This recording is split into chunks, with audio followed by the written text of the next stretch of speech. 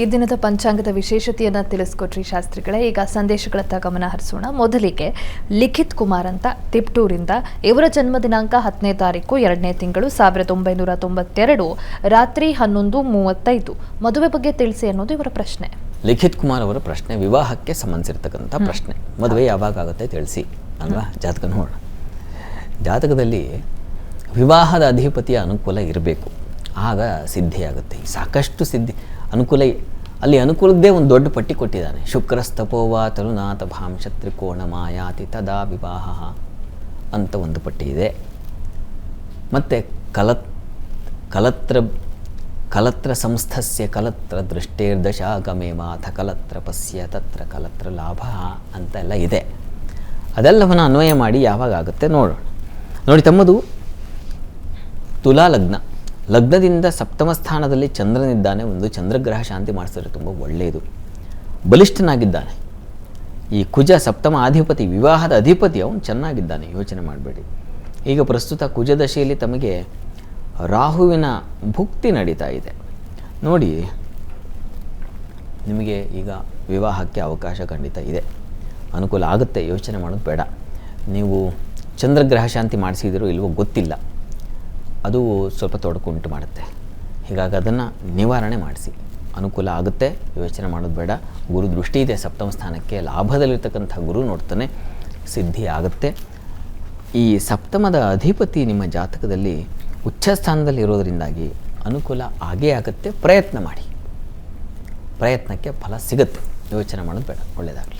ಮುಂದಿನ ಪ್ರಶ್ನೆ ಶಾಸ್ತ್ರಿಗಳೇ, ಅಜಯ್ ಕುಮಾರ್ ಅಂತ ಕೋಲಾರಿಂದ, ಇವರ ಜನ್ಮ ದಿನಾಂಕ 7ನೇ ತಾರೀಕು 5ನೇ ತಿಂಗಳು 1994 ಮಧ್ಯಾಹ್ನ 3:05. ಮದುವೆ ಬಗ್ಗೆ ತಿಳಿಸಿ ಅನ್ನೋದು ಇವರ ಪ್ರಶ್ನೆ. ಅಜಯ್ ಕುಮಾರ್ ಅವರ ಪ್ರಶ್ನೆ, ಅದು ಕೂಡ ವಿವಾಹಕ್ಕೆ ಸಂಬಂಧಿಸಿದ್ದೇ ಆಗಿದೆ. ನೋಡೋಣ, ಜಾತಕ ನೋಡೋಣ. ನಿಮ್ಮ ಜಾತಕದಲ್ಲಿ ಯಾರು ಸಪ್ತಮಾಧಿಪತಿ ನೋಡೋಣ. ನೋಡಿ, ತಮ್ಮದು ಕನ್ಯಾ ಲಗ್ನ. ಲಗ್ನದಿಂದ ಸಪ್ತಮಾಧಿಪತಿ ದ್ವಿತೀಯದಲ್ಲಿದ್ದಾನೆ. ಸಪ್ತಮದಲ್ಲಿ ಕುಜ ಚಂದ್ರರಿದ್ದಾರೆ. ಅಷ್ಟಮಾಧಿಪತಿ ಬಂದು ಸೇರಿದ್ದಾನೆ. ಈ ಲಗ್ನಕ್ಕೆ ಕುಜ, ಅಯ್ಯೋ ರಾಮಚಂದ್ರ ಮಾರಕ. ಸ್ವಲ್ಪ ಹೆದರ್ಕೋಬೇಡಿ. ಕುಜಗ್ರಹ ಶಾಂತಿ ಯಾವಾಗ ಮಾರಕವಾಗಿದೆ ಅಂತ ಕಾಣಿಸುತ್ತೋ ಕೋಷ್ಟಕದಲ್ಲಿ, ಅದಕ್ಕೊಂದು ಶಾಂತಿ ನಮಸ್ಕಾರ ಹಾಕಬೇಕು. ಕುಜ ಚಂದ್ರ ಶಾಂತಿ ಮಾಡಿಸಿ, ಅದು ಸಹಾಯವಾಗುತ್ತೆ. ಈಗ ಪ್ರಸ್ತುತ ಶುಕ್ರನ ದಶೆಯಲ್ಲಿ ತಮಗೆ ಕುಜನ ಕಾಲವೇ ನಡೀತಾ ಇದೆ. ಶುಕ್ರ ದಶೆಯಲ್ಲಿ ಕುಜಕಾಲ ಅಂತಂದರೆ ಅವನು ಸಪ್ತಮದಲ್ಲಿ ಇದ್ದಾನಲ್ಲ. ಕಲತ್ರ ಸಂಸ್ಥಸ್ಯ ಕಲತ್ರ ದೃಷ್ಟೇರ್ದಶಾಗಮೇವ ಅಥ ಕಲತ್ರ ಪಸ್ಯ ಅಂತಿದೆಯಲ್ಲ, ಅದು ನೋಡಿ, ಅಲ್ಲಿರ್ತಕ್ಕಂಥ ಗ್ರಹದ ಕಾಲ ಬಂದಾಗಲೂ ವಿವಾಹ ಆಗುತ್ತೆ ಅಂತ. ಅನುಕೂಲ ಆಗುತ್ತೆ, ಆದರೆ ಕುಜ ಚಂದ್ರ ಶಾಂತಿ ಬೇಕೇ ಬೇಕು. ಅದನ್ನು ಶ್ರದ್ಧೆಯಿಂದ, ಒಂದು ಕ್ರಮ ಇದೆ, ವೇದೋಕ್ತ ಅಂತ ಹೇಳ್ತಾರೆ, ಆ ರೀತಿಯಲ್ಲಿ ಮಾಡಿಸಿದ್ರೆ ಅನುಕೂಲ ಆಗುತ್ತೆ. ನೀವು ಹತ್ತಿರದಲ್ಲಿ ಯಾವುದಾದ್ರು ಸುಬ್ರಹ್ಮಣ್ಯ ಸನ್ನಿಧಾನವೋ ಅಥವಾ ಯಾವುದಾದ್ರು ಈಶ್ವರ ಸನ್ನಿಧಾನವೋ ಆಗಲಿ ಎಲ್ಲಿದ್ದರೂ ಮಾಡಿಸ್ಬೋದು. ಅದನ್ನು ಮಾಡಿಸಿ, ಅಥವಾ ಮನೆಯಲ್ಲೂ ಮಾಡಿಸ್ಬೋದು.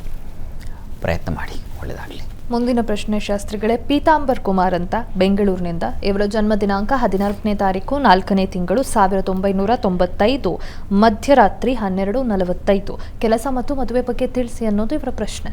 ಪೀತಾಂಬರ್ ಕುಮಾರ್ ಅವರ ಪ್ರಶ್ನೆ ಕೆಲಸ ಮತ್ತು ವಿವಾಹ ಅಲ್ವಾ? ಜಾತಕ ನೋಡೋಣ. ನೋಡಿ, ತಮ್ಮದು ಧನುರ್ ಲಗ್ನವಾಗಿದೆ. ಲಗ್ನದಿಂದ ವೃತ್ತಿಯ ಅಧಿಪತಿ ಸಪ್ತಮಾಧಿಪತಿ ಎರಡೂ ಒಂದೇ ಆಗಿದೆ. ಸಪ್ತಮಾಧಿಪತಿಯು ಬುಧನೇ ಆಗಿದ್ದಾನೆ, ಕರ್ಮಾಧಿಪತಿಯು ಬುಧನೇ ಆಗಿದ್ದಾನೆ, ಅವನು ನೀಚನಾಗಿದ್ದಾನೆ. ಹೀಗಾಗಿ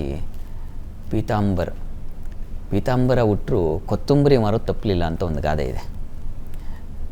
ಹಾಗಾಗಿದೆ ಈಗ ನಿಮ್ಮ ಸಪ್ತಮ ಸ್ಥಾನ ಕರ್ಮಸ್ಥಾನದ ಪರಿಸ್ಥಿತಿ. ಇದಕ್ಕೇನು ಮಾಡೋದು? ಗ್ರಹಶಾಂತಿ ಮಾಡಬೇಕು.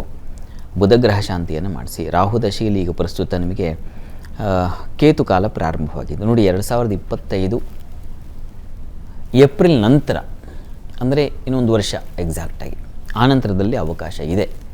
ಖಂಡಿತ ಸಿದ್ಧಿಯಾಗುತ್ತೆ, ಯೋಚನೆ ಮಾಡಬೇಡಿ. ಒಂದು ಬುಧ ಗ್ರಹ ಶಾಂತಿ ಒಂದು ಮಾಡಿಸಿ. ಮತ್ತು ಗುರು ಲಗ್ನಾಧಿಪತಿ ಅವನು ವ್ಯಯದಲ್ಲಿದ್ದಾನೆ, ಅದು ಕೂಡ ಸ್ವಲ್ಪ ತೊಡಕೆ.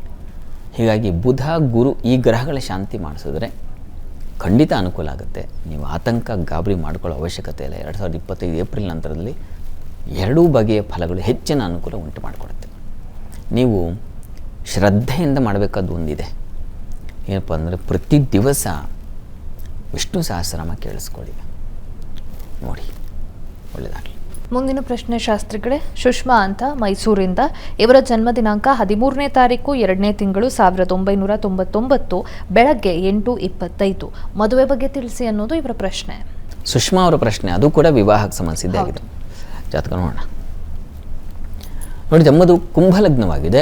ಲಗ್ನದಿಂದ ವಿವಾಹದ ಅಧಿಪತಿ ರವಿ ಲಗ್ನದಲ್ಲೇ ಇದ್ದಾನೆ. ಶತ್ರು ಕ್ಷೇತ್ರ, ಒಂದು ರವಿಗ್ರಹ ಶಾಂತಿ ಅಗತ್ಯವಾಗಿದೆ.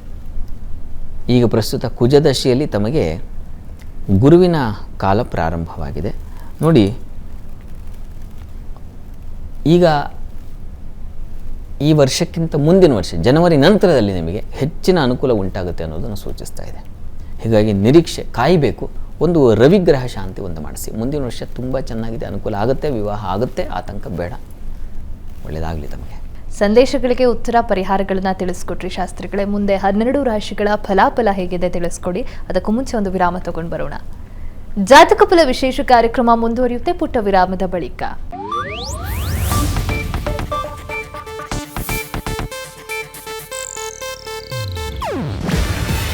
ಇದು ಏಷ್ಯಾನೆಟ್ ನ್ಯೂಸ್ ನೆಟ್ವರ್ಕ್ ಪ್ರಸ್ತುತಿ.